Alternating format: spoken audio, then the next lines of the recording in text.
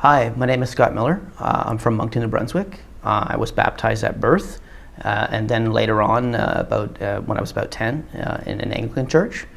I didn't seriously become a Christian until much later. I was about 26, when a friend of mine asked me to attend church with him at a Baptist church. So when my parents divorced when I was very young, probably about 2. Not long after that, I actually didn't have any contact with my real mother till I was probably till much later, till I was probably about 21. The blessing, I guess, in disguise in that was my father's family was, I was raised by committee. He had several brothers and sisters, and my grandparents hosted Sunday dinner every Sunday, so it was a very close family, so fortunate that way. Unfortunately, not a lot of spiritual background there, although I was raised with Christian values. They're not really regular church attenders. Several years after my dad divorced, he did end up remarrying my stepmother, and I was eventually adopted by her. And probably they told me officially that I was actually adopted probably around 8 or 9 in that sense. And of course, it came as a very big shock to find out that who I thought was my mother was not my real mother. But the blessing there was that she took us to church, even though my father didn't attend regularly, and where I was baptized again in Anglican church and did my first communion.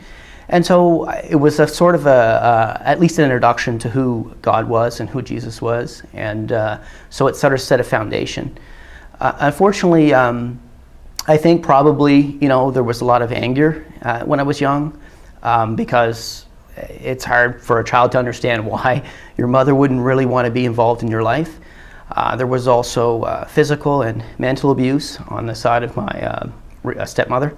And so I was very angry at her as well. And I found there was a lot of bitterness in my life. And as a young man, I didn't have any involvement in a church at all. I really was not seeking Christ in my life at all. And eventually, I just, it felt like there was this hole, like I could never escape this. A lot of alcohol abuse, probably I was close to being an alcoholic.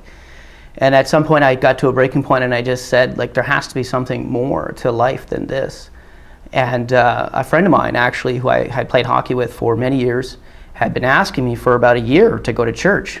And I always said, yeah, I will, maybe. But then for one day, I just sort of said, yeah, okay, sure. I'll go, I'll try it out. Probably because I had been in a relationship for about 6 years, my girlfriend, and things had kind of ended. And maybe because I was sort of at that sort of point in my life when I was really looking for something. And I went, and it was probably the best decision I ever made in my life. I think the one thing that God has given me going back to church and being involved is that He's given me the ability to forgive. And I don't think that I would have been able to move on with my life if that wasn't the case. I would have dragged a lot of that hatred and anger and it was a lot of things, but it was just not good. And, eventually I did meet my real mother and have somewhat of a relationship with her today. And my real mother actually lives with me today in my house. So I've forgiven her and I've been able to move on. So that's the wonderful thing about getting to know who Jesus Christ is. So I think going back to church and starting to learn about Jesus and what He's done and the sacrifice that He's made to us, it just, I was involved in a small group at church and involved in Sunday school and attend church regularly. I think so much in my life changed at that point. I realized that I wanted to find someone to spend the rest of my life with that was a Christian. And eventually, my wife is from Guatemala. I met her, and it seems so strange that you would abstain from sex before marriage, but we knew that as Christians we wanted to try to do things the right way, and there's been immense blessings because of that. And immense blessings because I have someone that I can share Christ with in my life. As well, we now have a family, 2 young boys. And as a father, I think it's incredibly important in today's society to try to mirror for them at least as best we can, the image of Christ, so that it will be a reflection for them, and hopefully they'll get to the point where they can make some choices in their life to follow Jesus as well. It means an immense amount for me. I'm so often, I think the trials and tribulations of life can get you down, but the one thing that you can hold on to, no matter what is going on, is that Christ is there.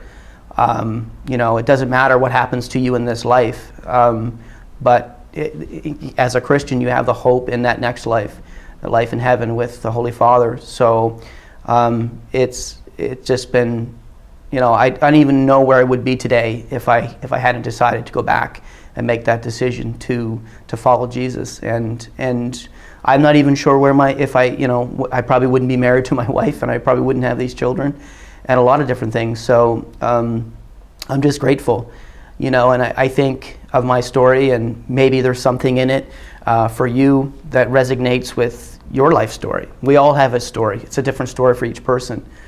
But if, maybe you're suffering from different things, and you're not finding hope anywhere. Oftentimes we put hope in people, and they tend to let us down, or hope in other things. But the thing about hope in Christ is it's eternal. It's eternal, forever, never changing. And so if anything in this story of mine resonates with you, I would appeal that you would reach out to someone that you know is Christian and ask them questions. Find out, who is this Jesus person? What has he really done for us? Maybe it can make a difference in your life. Thank you.